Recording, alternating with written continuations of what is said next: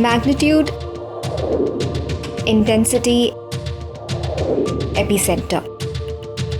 Measuring them would be impossible without seismographs. These instruments are extremely sensitive to quakes occurring in any part of the world. Think of seismographs as agents spying on Earth's movements.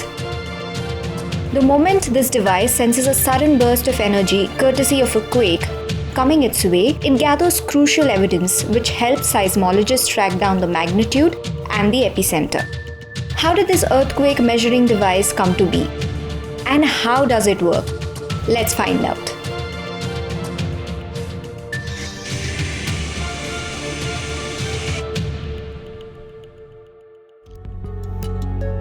The Earth's interior might remind you of an onion.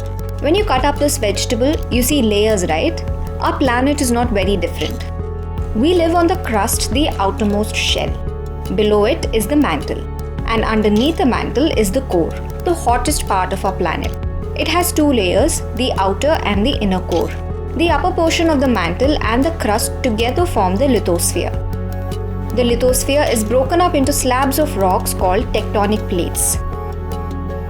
There are about a dozen major and minor plates and they fit together like a jigsaw puzzle. But the plates don't remain stationary. They move at a rate of a few centimeters a year.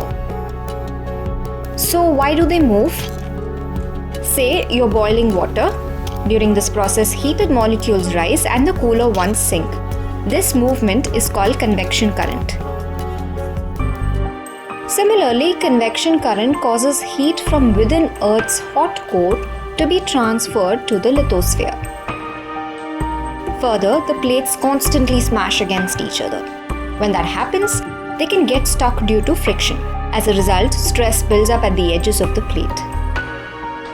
When this pressure becomes too much to bear, the Earth cracks, releasing energy that travels as waves. We call them seismic waves. They are responsible for earthquakes.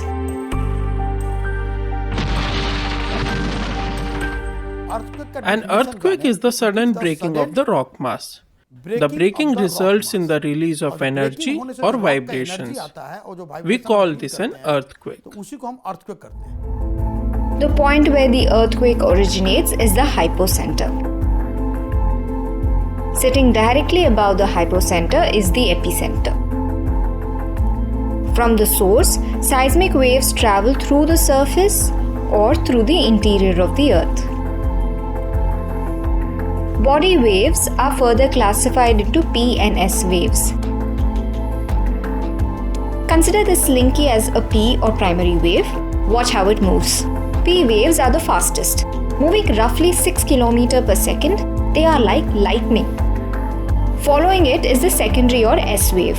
S waves travel at speeds of approximately 3.5 km per second and are like thunder. The next ones to follow are surface waves, which are love waves and Rayleigh waves. They are responsible for the damage and destruction we see during earthquakes. These seismic waves are detected by seismometers and recorded by seismographs. The recorded graph output is a seismogram. The seismogram resembles your heart's ECG. Seismologists then analyze the seismic record to track down the magnitude or the size and the epicenter or the source of the earthquake. The art of detecting and measuring earthquakes isn't new. A Chinese mathematician Zhang Heng developed the first such instrument called seismoscope in 132 AD. Zhang's device is a brass vessel. Each of the 8 dragon heads around the circumference holds a ball in the mouth. Beneath each of the dragon heads are toads with open mouths. When the earth shakes, the ball drops into the toads' mouths. The first ball to land on the toad tells us the direction of the earthquake. In 1875, Filippo Cecchi developed a seismograph. It was the first instrument to record ground motions. A few years later, in 1898, India set up its first seismological observatory in Alipur, Kolkata. Seismological observatories are where earthquake recording instruments are housed. This was one of the earliest models of the instrument. It has a spring attached to a frame. The spring's base is hooked to a mass, which in turn is attached to a pen. Seismometers work on a basic idea, which is to measure ground motion relative to something that is unaffected by the shaking. During an earthquake, the mass stays put while the case shakes. The relative motion between the mass and the case is recorded as seismic waves. The 1990s saw digital technology slowly replacing its analog counterparts. Most modern seismographs are electronic. However, they follow the same principle as their traditional counterparts. The mass here is a large permanent magnet. It is enclosed in a case that contains numerous windings of fine wire. Movements of the case relative to the magnet generate small electric signals in the wire coil. In 2018, India completely went digital with broadband seismometers installed in all of the current 115 observatories. The instrument is sensitive to seismic waves moving in up-down, east-west, and north-south directions. Sitting adjacent to the seismograph is the accelerometer. It detects strong motions, and as the name suggests, it measures acceleration. Accelerometers also find use in daily life. If your smartphone tracks your footsteps or changes its orientation from landscape to portrait, it is equipped with an accelerometer. Accompanying modern seismographs is a digitizer, an instrument that converts the analog signal into a digital one. The digital data then travels to the central receiving station in New Delhi through a satellite communication device called VSAT. VSAT is a two-way ground station that transmits and receives information over satellites. Digital and analog seismometers work on a similar principle. Both are reliant on P and S seismic waves recorded on the seismogram. Analyzing the seismic waves, we will come to know the heterogeneous discontinuities in the earth, and also we can determine the complete source parameters of the earthquake. So this source parameters means when the earthquake was occurred and what is the position of the earthquake in terms of the latitude, longitude and the focal depth, and what is the strength of the earthquake, that is the magnitude of the earthquake. And we can disseminate this information in least possible time to all the decision making authorities for initiating the disaster management relief measures. Seismologists armed with a scale and a sharp mind manually calculated the epicenter and magnitude of a quake. They calculate the time difference between the arrival of the P wave and the S wave. The value tells us the distance between the recording station and the source of the quake. Figuring out the distance helps seismologists narrow down the search for the epicenter. Imagine this: an earthquake hits Assam. 3 seismic stations record seismic waves. Seismologists draw a circle around station A, taking the distance as a radius. The same is repeated with stations B and C. Next, they look for a point where all the 3 circles meet. This point is the epicenter. Now let's look at the magnitude, which determines how large an earthquake was. Until the 1970s, scientists relied completely on the Richter scale, a mathematical formula to calculate magnitude. To use the formula, one needs to estimate the height or amplitude of the largest seismic wave and the timing gap between the arrival of the P and S waves.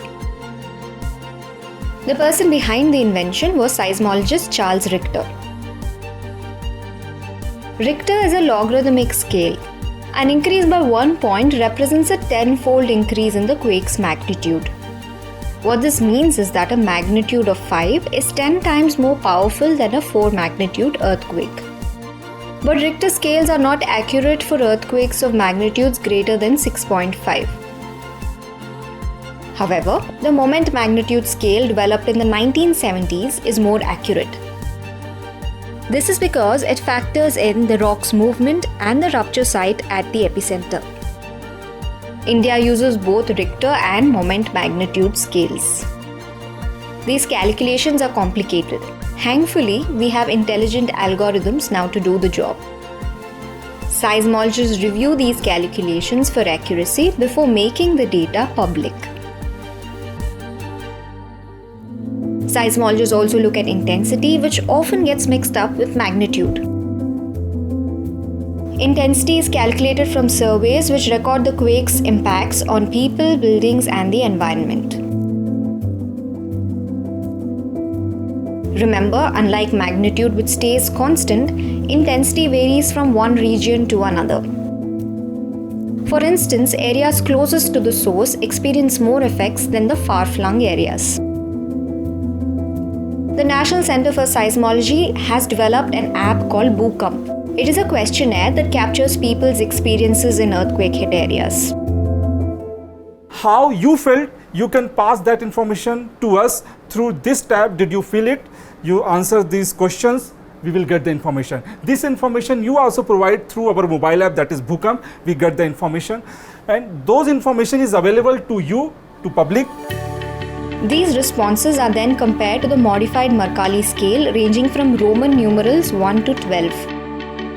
The intensity is assigned to or feeble if only a few people in a region, especially those living on the upper floors, experience the effects. It is 11 or very disastrous if objects fall and no structure is left standing. It's incredible how seismologists hunt down the source and magnitude by just analyzing the seismic waves. It used to take 60 minutes to measure earthquakes in the analog era. And now, it is done in less than 10 minutes. Seismology has indeed come a long way.